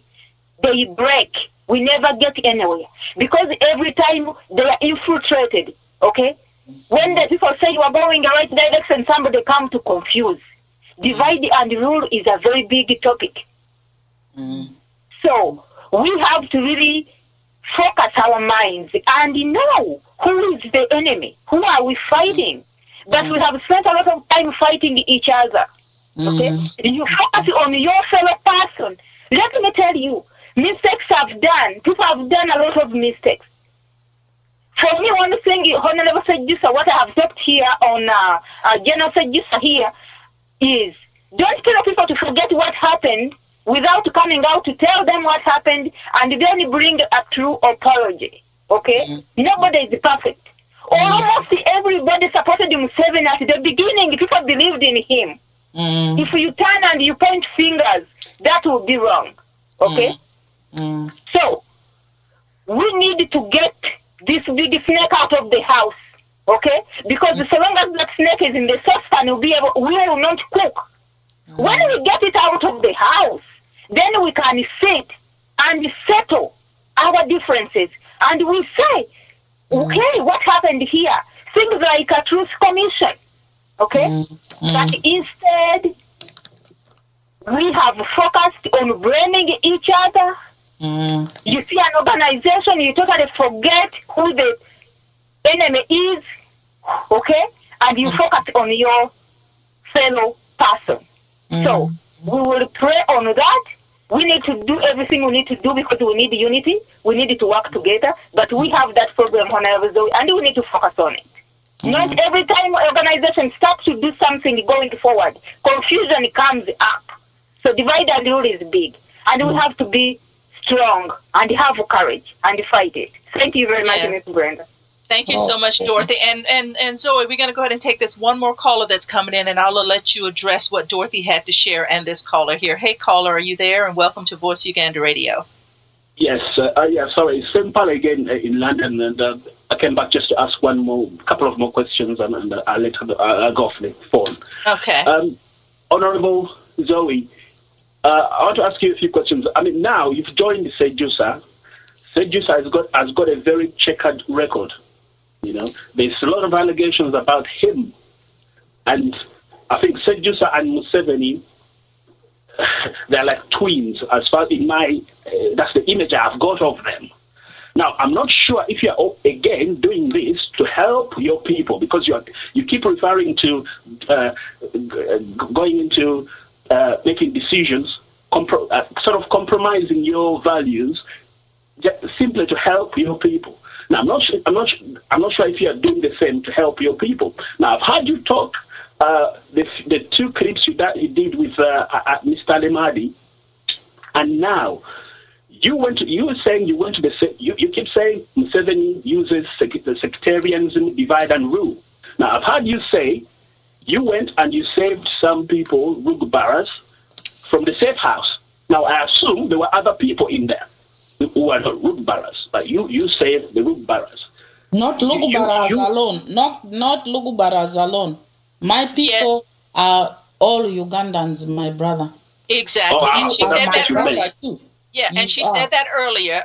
Go ahead. We're going to let you finish, and I'm dying to say something, but I'm going to allow Zoe to answer. I don't want that misconception, because that is exactly what Dorothy is saying here. When we start putting the Lugubaras against the Baganda against the Banyankole against Bagisu again, when we start doing that's where the problem is. That's the divide and rule.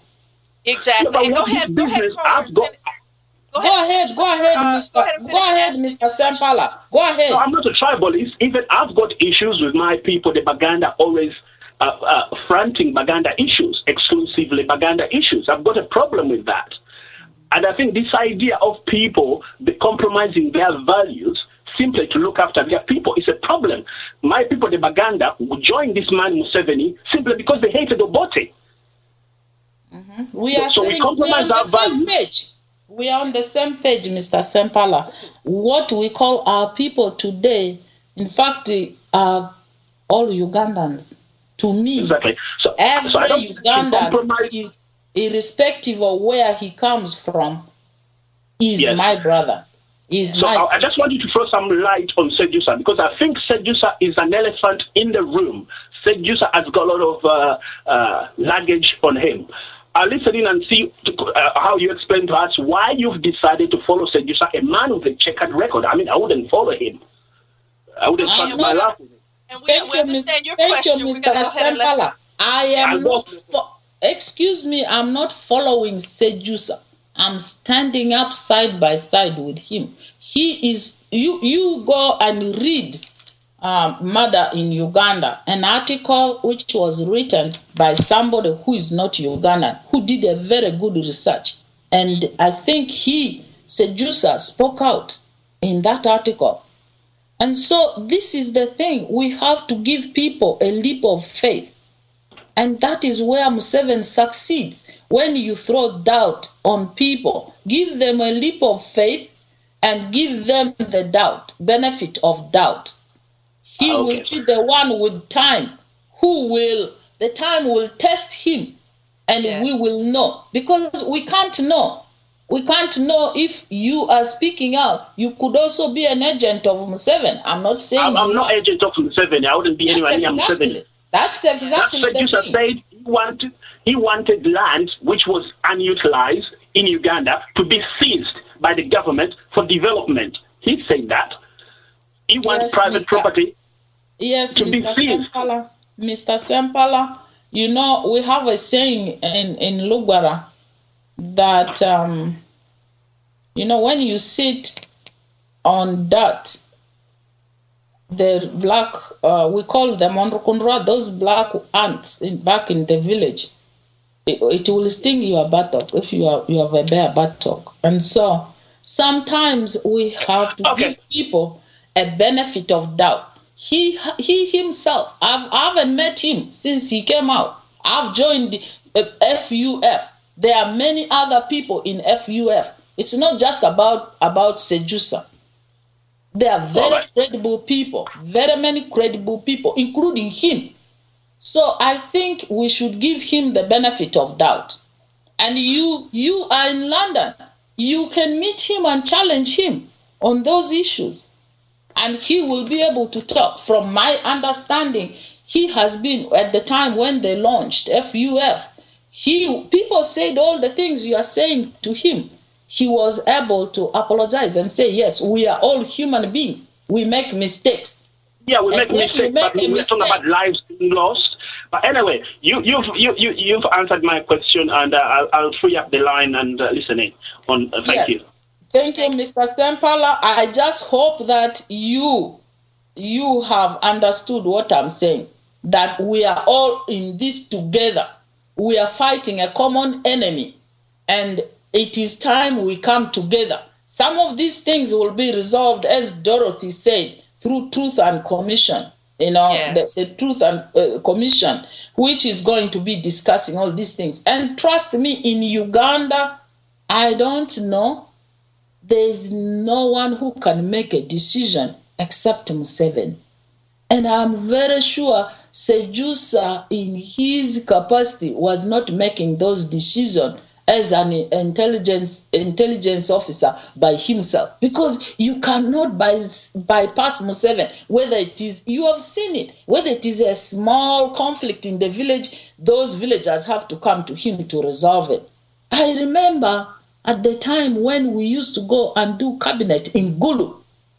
Why did we go and have cabinet in Gulu? Because the president was commanding war in Gulu. And he would come late in his military fatigue, tell everybody that he has just been in Surambaya commanding the war and bombing the targets, which he claimed were rebels, some of who could have been poor people trying to dig. And so you cannot give Sejusa 100% of the blame, because Sejusa cannot do anything by himself, because the commander-in-chief, who even participates actively, is Museveni. And so I think we should listen to that voice of counsel from Dorothy, from Brenda. And Brenda and Dorothy, all the women, this is where we come in. Because in my language, women are called Oku. Oku means to bring together. We bring together, we pour the peace. We are the nurses. We are the mothers. We are the peacemakers. And we are the ones who will bring all these brothers together on the same table, even with those whom they cannot see eye to eye. And if we don't bring that critical mass together, we cannot fight the enemy. We cannot. And I believe we have the strength. Yes. We do have the strength. And that strength has to be pulled together.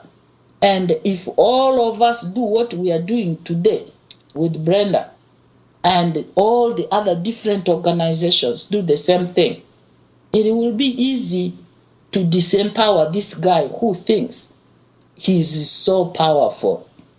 I know, because Zoe, it's what you're saying. We have to keep our eye on what the problem is. We are on foreign soil. We understood and knew when we formed the Federal Alliance for Democracy and Development in Uganda, when we formed Voice Uganda Radio. I'm sure when Sejusa formed the FUF there in UK. This man is going to have to be fought on the outside of the country, because the corruption on the inside of the country is great and it's big. And we cannot allow that same corruption inside of the country to leak out into the outside, where we are trying to bring about change. Mm-hmm. Yes, we will have our opinions. Yes, we will have our discussions. We will not always see eye to eye. But one of the things on my platform here at Freedom at Hand, I always want everyone to have an open heart, an open mind, and an open attitude.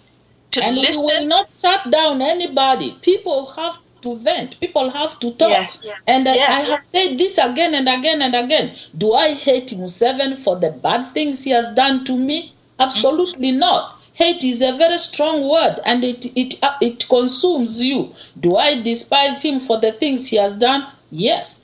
Yes. Exactly. And Dorothy, I'm going to go ahead and go back to you and let you have a few closing comments before I allow Zoe to have a few closing Brenda, comments. you have a call. Thank you very much. Dorothy, give me 1 second. We have one more call coming in, and I'm going to let you have closing comments here. Hey, caller, are you there? Go ahead. We are limited on time, so please make your question. Back again from the UK. Miss Former Minister, I'm very, very sorry you came across some comments from my brother from the UK.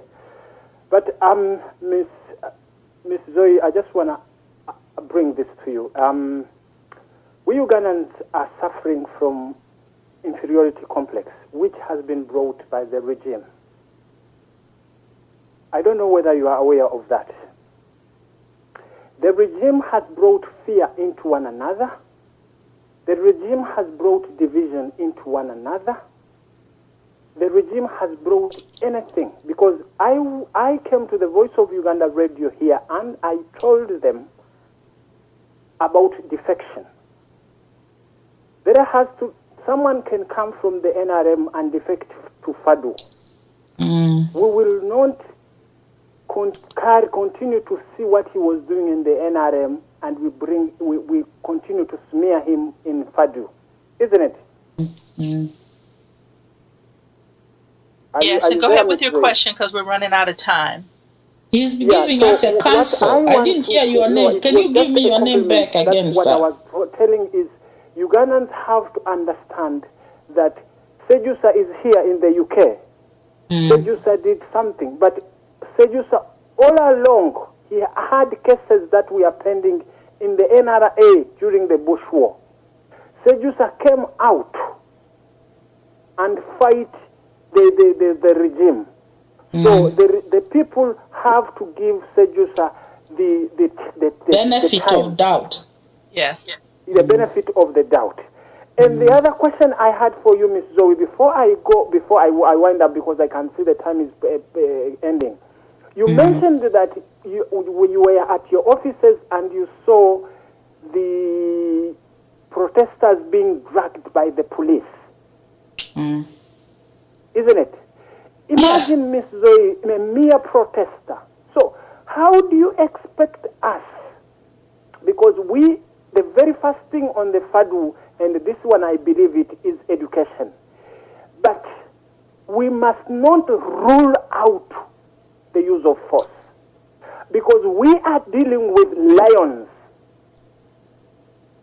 Imagine a mere protester to be dealt with such a force. Miss Zoe, we are not good Samaritans. At the end of the day, if force needs to be, it will be applied. But the first thing now on our cards is to address, is to teach the people of Uganda what is their rights. Yes. But to me, the way you saw the protesters being dragged like that, you had to be called when you were in England for someone who, imagine someone from the club being dragged to a safe house. So these kind of people, if force needs to be, Miss Zoe, don't rule it out, my sister. And thank you so much for the call back, Kalama. We're going to have to round up. Let's let Zoe go ahead and answer that question, and then we're going to have to go to Dorothy and close out. But thank you so much. Zoe, go ahead and comment real quick on what he had to say there. Yeah, I think, Miss Brenda, I am very humbled and very, very thankful by all these, people who have called in, by you, doing this program this Sunday morning, and I just feel overwhelmed. I'm humbled. My heart is glowing, and I know that the thirst is there for change. Yes. And the thirst is there for people to move post MUSEVEN. The most important thing is, as Mr. Kalema has just said, education. Not education in the classroom, but people understanding their rights. People know it, but how they can appreciate that, I have a right to a good leader. I don't deserve this. I think these are the things which are going to give strength to the Ugandan people finally to say, yes, here comes the change. If other people have done it, we can do it. People's power is very, very powerful. In spite of oppression, people have risen in spite of oppression. Without guns, they have changed governments. And so we should just, to me, there is hope. I see that hope at the end of the tunnel. That's why I believe in it. And as he said, people have had to defect to be able to join the critical mass and strengthen those who are already in opposition. So numbers are good. We should accept each other in this cause that we are fighting the same thing.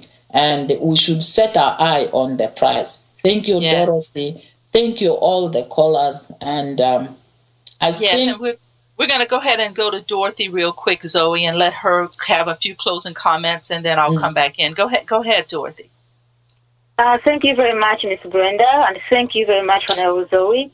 I'm telling you this, we have a saying, sweet conversations, they end when they just, I don't know what to say. So, Miss Zoe, I tell you what, I love your conversations. I see a lot of things we can talk as women and discuss, and we see how we can deal with this. I know you mentioned that you don't believe in violence. No mother wakes up in the morning and say that, I want a gun to kill so-and-so. But I want to take Mr. Kalimagezi also counsel that let us not rule out anything. As you have said, this man, you know how people have tried to come out to protest. They are poor people, they don't have anything. They shoot them. You see what happened at Kasubi, Masilo. He provokes. Then he turns around and kills. Then he orders the bodies to be left in the road. Okay? The thing is, we don't want violence, but we just have to be prepared. Okay? Smart people like him. And on the other side, I don't know if you're my sister or you are my mother. On the other side, I understand you. I understand you. People power is big. All what we need to see is we avoid people to get in our way, to divert us, to confuse us, to divide us, and we need to focus.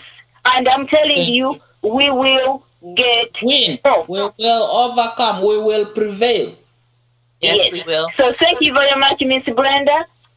Thank you very much, Miss Zoe. All the listeners, the gentlemen in the studio, thank you so very much for this wonderful opportunity.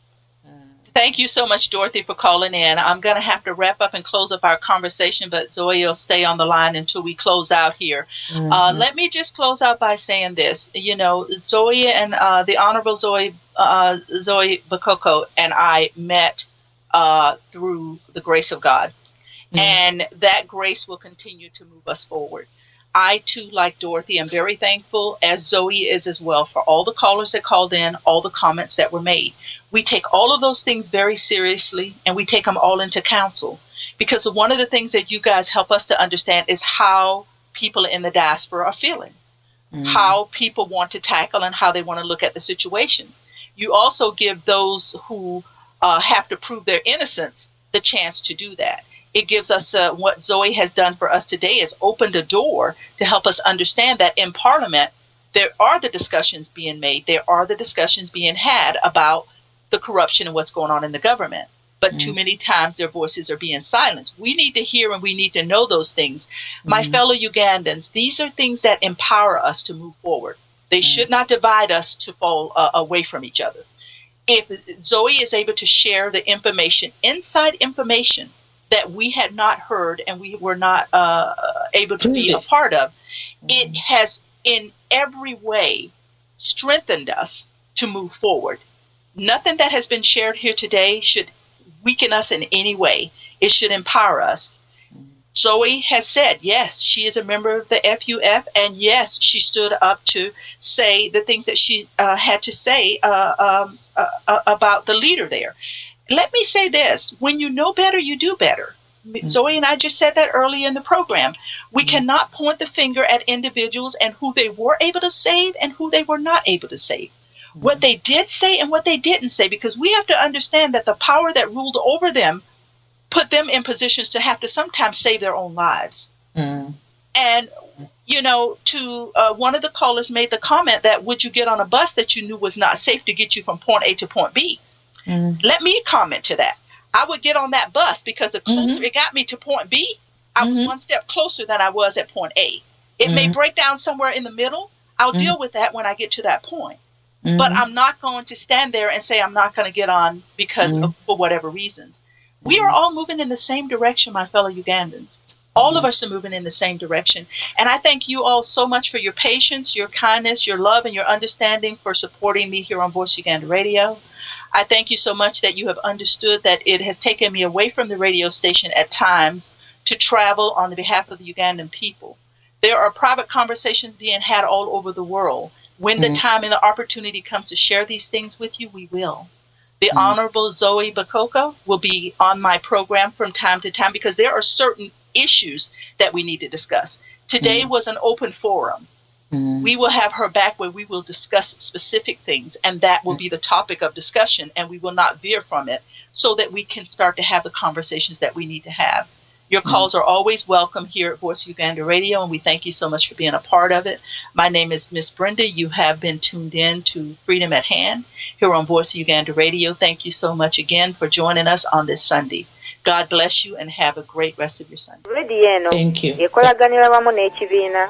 The Federalist Alliance of Democracy and Development in Uganda, FADU.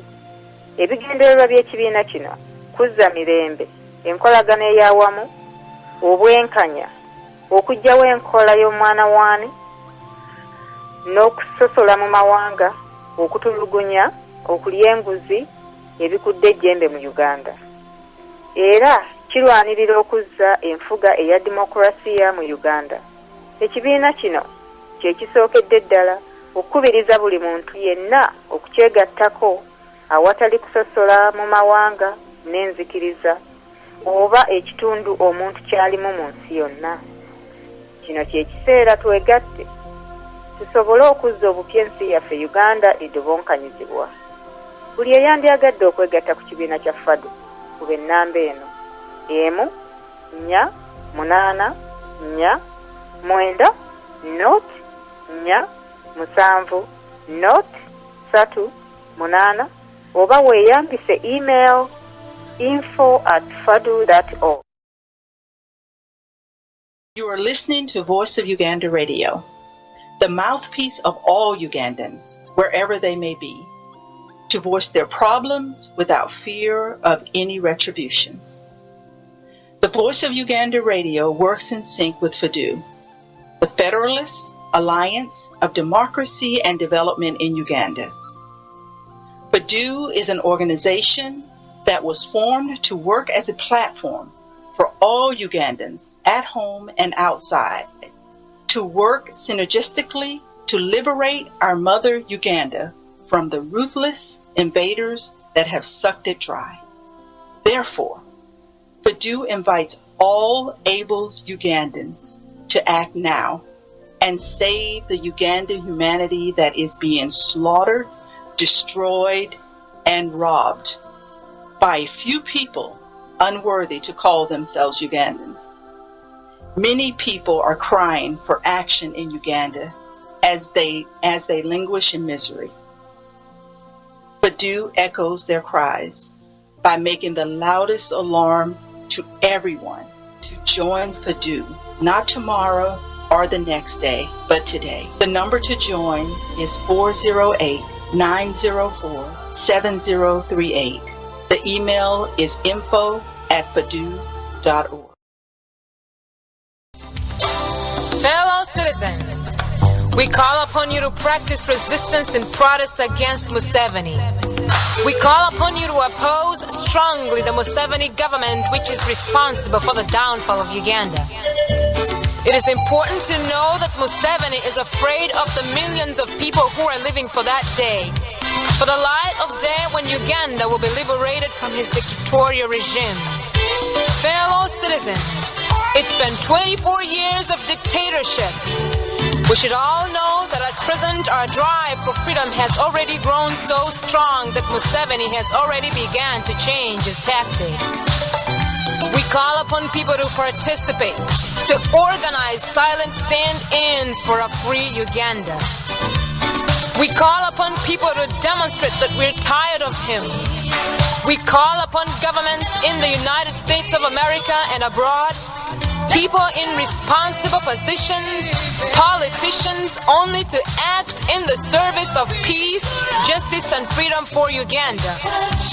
We call upon people to use all legal and imaginative means and methods in order to ensure peace, justice, and freedom for Uganda. We call upon people from the north and south, from the east and west, and yes, from the central province of Uganda to be loyal to one another. We must preserve our loyalty to human dignity. We call upon people once again not to wait until it is too late to begin thinking about a free Uganda. We call for a new attitude. Arise, fellow citizens, arise. Let us fight for a free Uganda. Museveni must go.